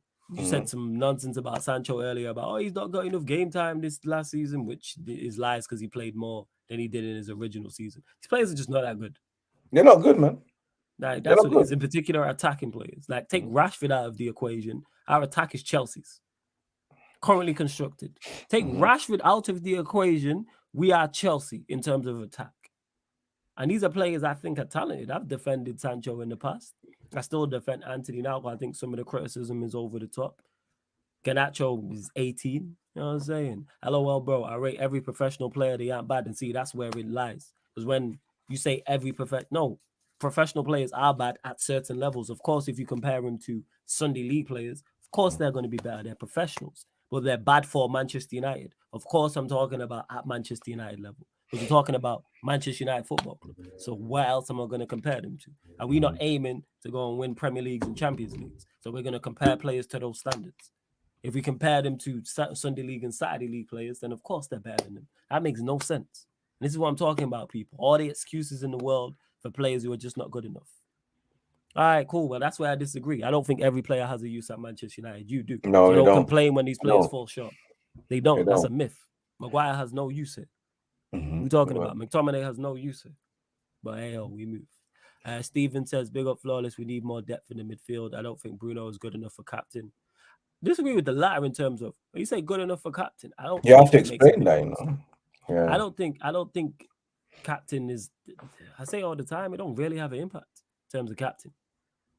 Well, Flores, some captains do have an impact. There are some captains who historically always had an impact. Yeah, Like, for but example, again, Steven Gerrard. key word historically. I think captaincy was more important then than it is now. I think we're in the most least important captain era because we're not in the individual era where you put an individual player in and he makes an individual player can still make a world of difference, but not as much because it's such system based. It's system based, so it's kind of like you can just replace like for like in terms of style and profile. Whereas a Steven Gerrard, for instance, you can't. What he did for Liverpool was incredible. You Like, dragged in them terms of through that, the mud. carrying that team, like that type of thing, and help them win trophies that they should not have won. And to Brian, who says, not as a Manchester United fan, but in football, yes. So just to clarify, Brian, so we don't get this confused, I'm talking about Manchester United. I'm being very specific. So don't tell me about players as footballers and they're not bad as a footballer. We're talking about at Manchester United Football Club. We're not talking about them as a professional footballer. Just to clarify. I didn't think I'd have to clarify that, but I'll just clear that up. That's for anybody else as well. Let's see what else we're saying. Just to clarify, I don't think I'd have to clarify that we're talking about the team that's in the sign above us. You know what I'm saying? Above us. And he even says, ManDem, we've been playing what? ManDem United podcast. Yes. You know? Exactly. And to Jesse, you asked this. You guys think we win a Premier League before 2026? Too many variables. Ownership, for example. That could have a key factor. What other teams do. I can't. That's 3 years. A lot can happen in 3 years.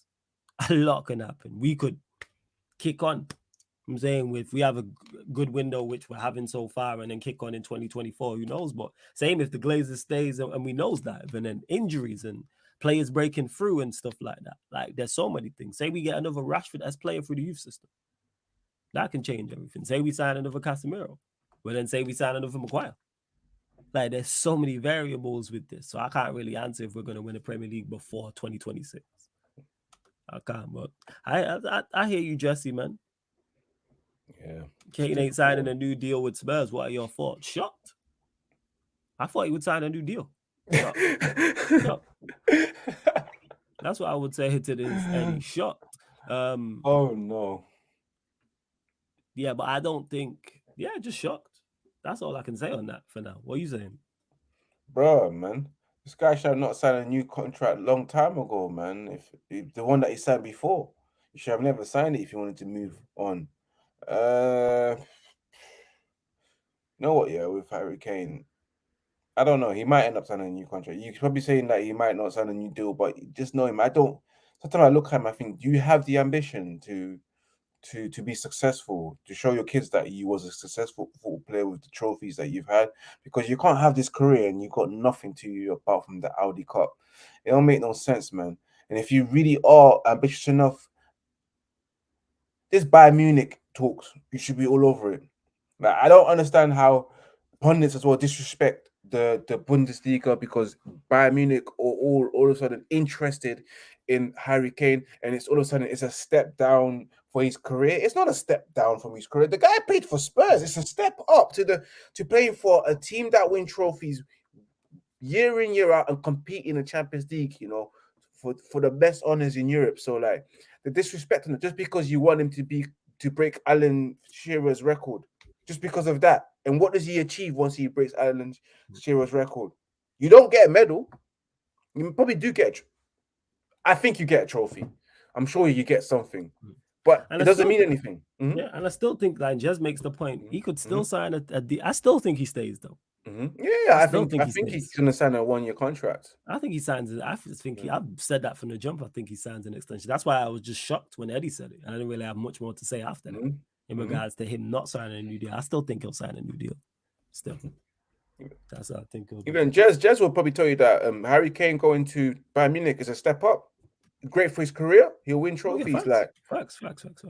But his pundits think like he's supposed to remain in England because of what? A record, a goalkeeper, bro. At the end of the day, you wanna show your kids your medals. I don't want to be telling my son like Alan Shearer does. Oh, I won Premier League and now the highest goal scorer in the Premier League. What else, Dad? Because your child's gonna say, "What else, Dad?" Is that all, Dad? You need to show that your career is means something. And you can't just be here saying, I've won the Audi Cup and I was the all-time goal scorer in the Premier League and I was Spurs all-time goal scorer and I was England's all-time goal scorer. Where are the medals, Daddy? That's what they'll be saying. Where are the trophies, Daddy? Where are your armpits, Daddy? I don't even know what your armpits looks like, Daddy. You know what I mean? That's what the kids will be saying to them. Just don't know what Harry Kane's armpits look like. He doesn't even know if there's hairs, you know. You don't know if he's got fade there or if it's skinless. You just don't know.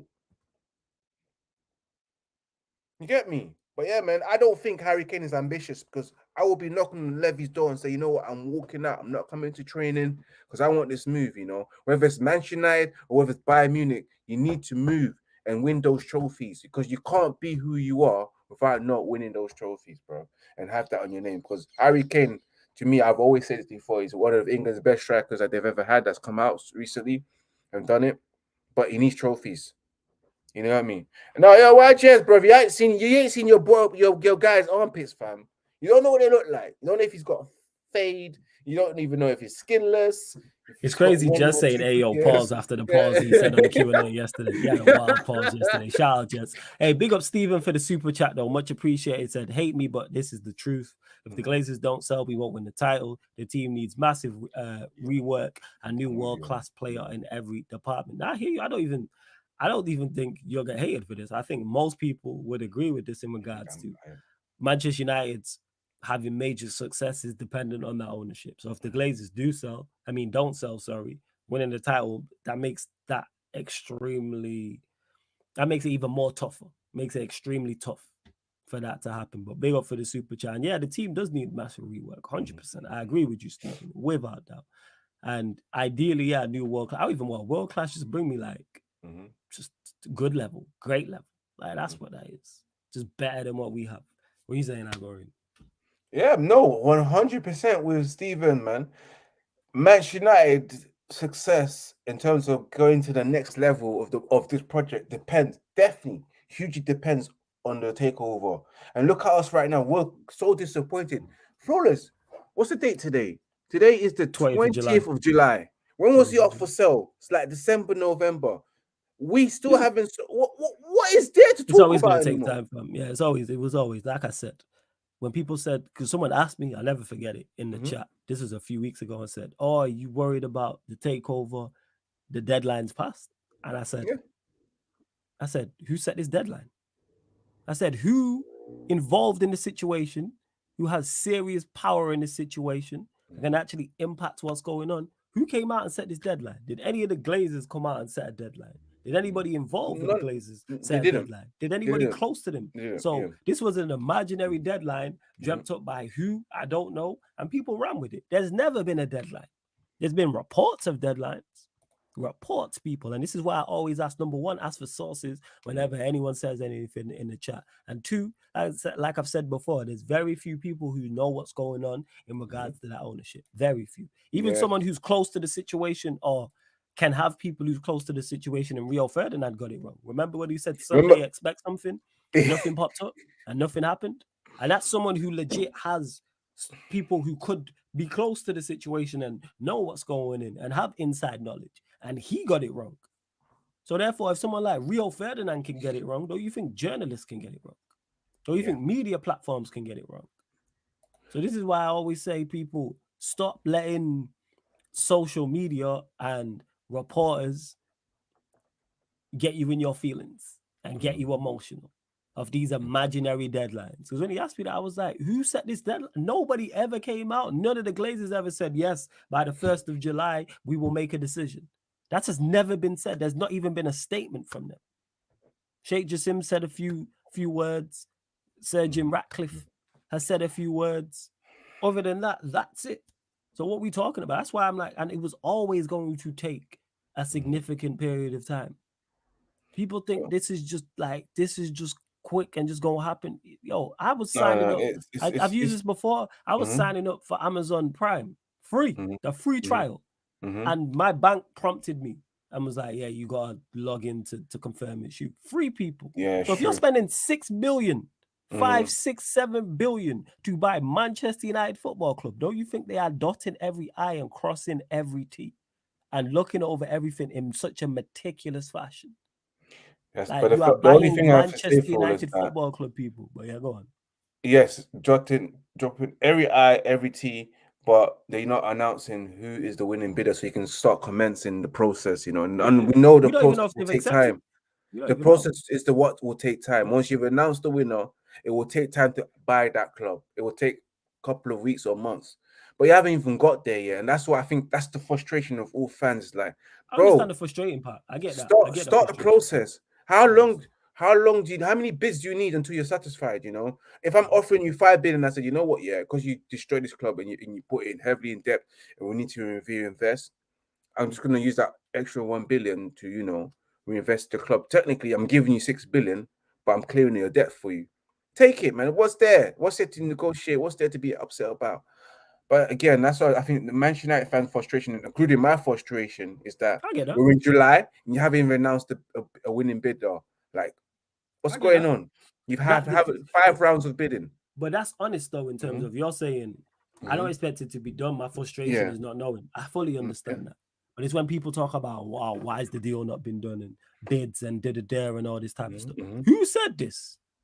Nobody ever said this, but big up Stephen for the super chat, much appreciated. Large up Lewis as well for raiding. I was about to raid Lewis because I'm at end shortly, but big up to Lewis every single time. You lot, everyone who's just joined from Lewis's raid, make sure you hit the like button on the video, people. Hit the like button on the video as soon as you land. Get your questions in. Please keep a Manchester United related, closing out in the next 5 to 10 minutes or so. People, of course, if you super chat like Stephen here, we will get straight to your comment or your question as well. And don't forget, we're back on all the audio platforms as well, people. So SoundCloud, Spotify, iTunes, wherever you listen to podcasts, type in Sarcasm City TV. And this show and all the other shows on the YouTube channel, all the other shows on the Twitch, apart from watch-alongs and fan calling shows, are all on there, people. So you get all the ManDem United podcasts.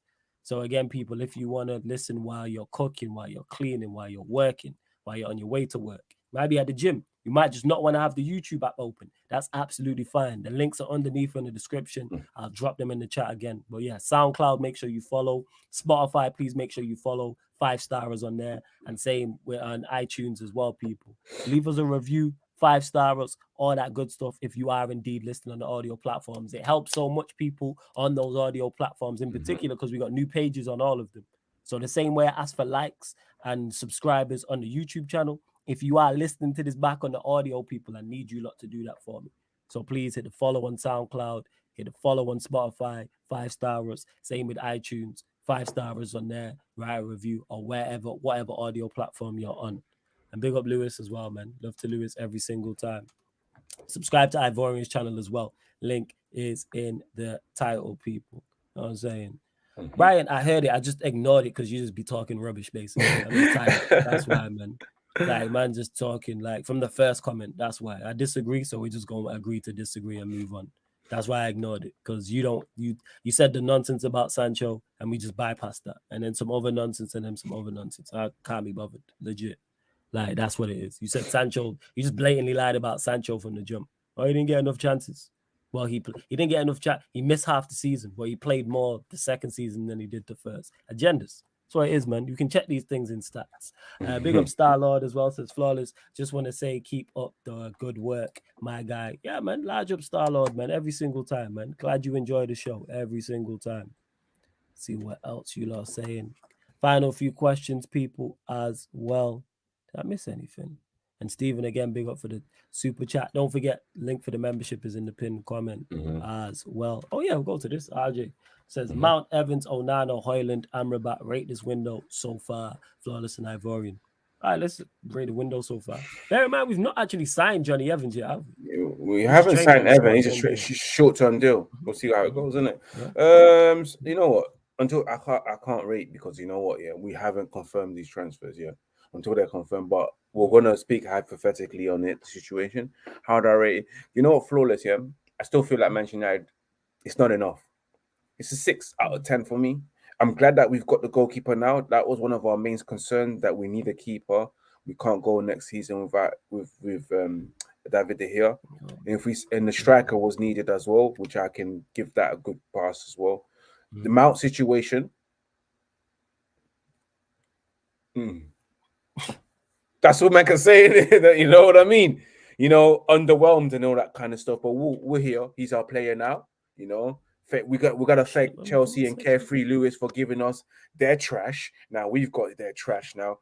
Hopefully we can polish the turd and make him the player that he's supposed to be. Hopefully. But yeah, I think it's a 6 out of 10, man, because we still need that another striker. And so we still need another midfielder. Amrabat will be decent. We still need that top. We need a defender as well that can do a job as well, that can compete with Varane and Martinez as well at that kind of level, because we are dependent on whether Varane will be fit throughout the whole season, and you know he's injury prone. But apart from that, for me, 6 out of 10. It can get better if we get another striker in, which we bump it up to a 7. And if we get a very good defender, because we was all hoping that we'll get King Min Jae, and that would have bumped up to an 8, man. But yeah, man, so far it's so good with the signings that we've made, but we want more. We want more. And what will make a excellent transfer window is when we sell Harry Maguire and we sell Scott McTominay and we sell. I was going to say Fred, but I somehow feel like Fred is someone we can keep or sell at the same time. I'm 50-50 when it comes to Fred. But yeah, until we sell, and then we sell Anthony Martial as well and Donny van de Beek, then I think that, and bringing some additionals, then I think we've had an excellent summer. Because I'm disappointed without the transfer. I mean, the takeover being done. I'm disappointed. We've all been left with a little sour taste in our mouth, knowing that we could have. Our targets would have been very different if we've got that takeover. We would have been looking at the Mbappe situation, you know, licking our lips, knowing that we can get him. But the situation is different. We haven't had that takeover, so we're doing what we can do with the money that we have and our plans, our original plans. So see how it is. Your thoughts on this? Yeah, Mount, Evans, Onana, Hoyland, Amrabat. Minus Mount, I like all the players. So good window. But we still need more. It's still not enough. That's just how far we're off. I'm saying 1, 2. I'm saying I like 4 out of the 5 signings, and that's still not enough because of where we're currently at. But Evans is 5th choice as a centre back if we do indeed sign him. No issue with that whatsoever. It's like signing a 3rd choice goalkeeper. Onana, smoking on him many times in regards to a goalkeeper. Hoyland is better than what we have because we don't have a striker. And Amrabat we spoken on earlier in the show as well. So they're all steps minus Mount to me in the right direction. They're all improvements in their specific areas. So yeah, it's a good window, but it's still not enough. We still need another striker to me. We still need another midfielder. That's how far we're short. Still need, because in terms of midfielders, and like it would be Casemiro, Bruno, Mount, Eriksen. That's the 4. Let's say Fred McTominay and Donny van de Beek leave. I don't think those 3 players are good enough anyway. So that's 4. 4 central midfielders is not enough. If you get Amrabat, 5. I don't think 5 is high. If you want to throw Kobbie Mainoo in, then that's 6. Cool. Even then, still, is that you really gonna rely on Kobbie Mainoo in a Champions League game? Like, is he that good? I'm not saying he is or he isn't. I've not watched him. I'm just saying that's a huge risk. Hoyland, we've spoken. Can't just have one striker. If he gets injured, then who was it? Rashford up top again? Like, and then you're not getting the best out of him, even though he did a competent job there last season. Well, yeah, good window. But we're gonna close out on that note. Love to everyone who has locked in. Big up, big up. Ivorian, let them know where they can find you, what you got coming up, all that good stuff. Of course, man. You can find me on my channel, Red United TV on YouTube. Just click on the link that's there. You tag me in it and then subscribe to Red United TV. Help me to get to 4,000 subscribers. You get me as well. You can find me on Instagram, Ivorian _ personally, and same for Twitter. But if you want to follow Red United TV's Instagram channel, it's Red United TV1. And of course, watch out for the short videos. You know, I know it's a bit late because usually I would have been live today, but I'm live with Flawless. If anything breaks, like on Anna's signing confirmed, then I'll be releasing a short video on YouTube. So make sure you watch, keep an eye out. And of course, if you want to see anything from me, watch Maguire's being stripped off, and also Monday's podcast as well of the latest Manchester United news. But I'm live every Monday at 8 p.m. as well for you guys. Love that. Love that. Big up to Ivorian. You catch him normally on the show on Tuesdays, people, but because we couldn't make that happen, that's why he's here on Thursdays. Well, on this Thursday, there is a playlist for this show on the channel as well as all the other shows. So if this is your favorite show, make sure you check it out. I won't be back tonight, people, for the Manchester United Arsenal show, but I'm going to talk to Cam. We'll move that. So you'll either get it Friday night or Saturday night, but you'll still get it. And of course, you'll get the Q&A. You'll get the other ManDem United show with myself and Eddie at 10:30 p.m. tomorrow as well. You'll get the crossover show, Manchester United, Chelsea, Spurs, with myself, Surfer, and Jez, plus more. So make sure you check it out. Make sure you go follow the Twitch as well, and just continue to support in the manner in which you lot have, please, people. Let's bump up the likes. We did go over 50 likes, so big up to you lot. We did go over 50 likes. Did we hit the subscriber mark? You lot been slow on the subscriber marks. You know what I'm saying, as of late? I don't think we did. Let me check.